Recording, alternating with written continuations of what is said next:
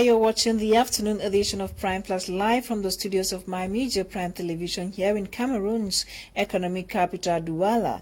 Now, Cameroon military has successfully dismantled an improvised explosive device in Benguimomo Division, northwest region of Cameroon. Sources say the explosive device, believed to be implanted by separatist fighters, was uncovered at Mile 17 Bengu in the early hours of today, January 19, 2021. It is alleged that the incident triggered massive arrests around the vicinity, and mothers have marched to the office of the mayor begging him for intervention.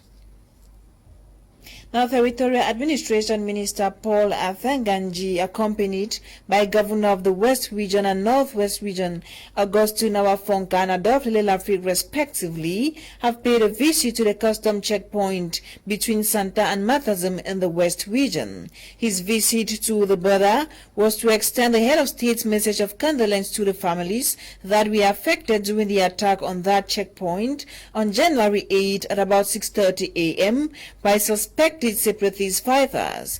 The incident on January 8 left 6 people dead, 2 civilians, 1 police officer and 3 gendarme officers.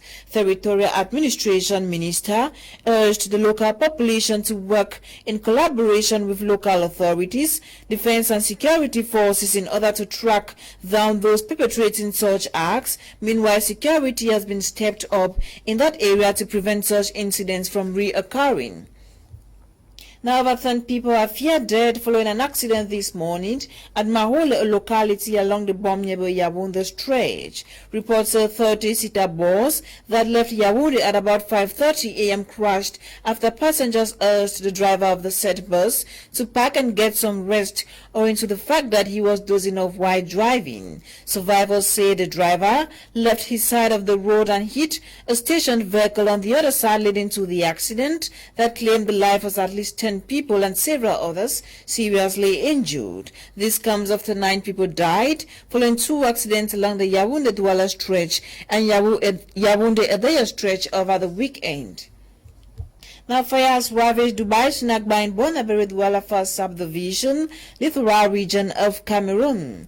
The population of Ancien Route watched Dubai Sinagba and the entire content ravaged by wild flames that began at about 11 p.m. the night of Monday, January 19, 2021. According to the manager of the snack, the fire generated from a refrigerator brought by one of their suppliers, and all attempts to put out the flames were futile. Though no lives were lost, material damage was enormous.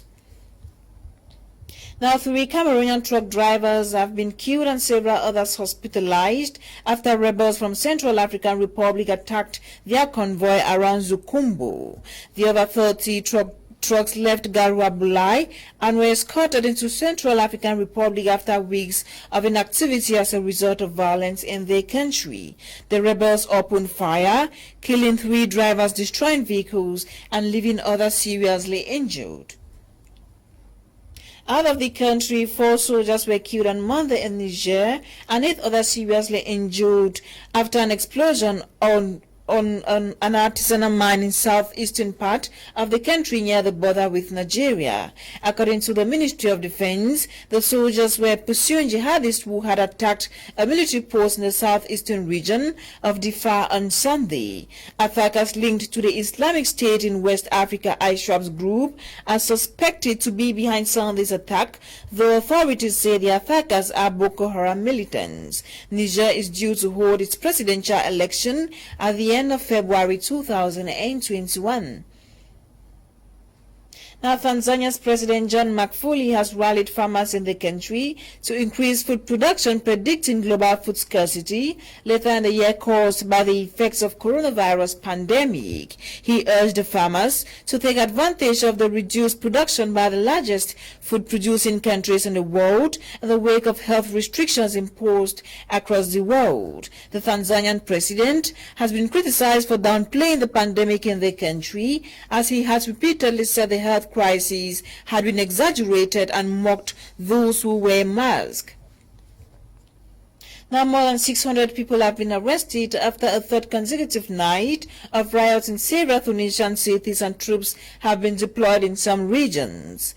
Interior Ministry spokesman Khaled Hayoni said a total of 632 people were arrested, notably groups of people between ages 15, 20 and 25 who had burned tires and bins in order to block movement by security forces. The protesters made no clear demands during the demonstration, which authorities described as riots around the country. And Ugandan soldiers yesterday blocked the U.S. ambassador from visiting the home of opposition presidential candidate Bobi Wine in the capital Kampala. Bobi Wine finished second in last week's election but rejected the results. A statement from the U.S. embassy said the purpose of Ambassador Natalie Brown's visit was to check on Mr. Kwagulai's health, given he has been unable to leave his home with security forces surrounding his residence. The embassy has called on Ugandan government to respect their citizens' human rights and fundamental freedoms, including freedom of expression, assembly and press as provided for by Ugandan constitution. This brings us to the end of the afternoon edition of Prime Flash on My Media Prime Television. My name is Fon Quinta, and the news was compiled and produced by Ewan and Nalinga Ella. Stay tuned to more programs on The African Eye. We'll meet again tomorrow at 10:30 a.m. God willing. Goodbye.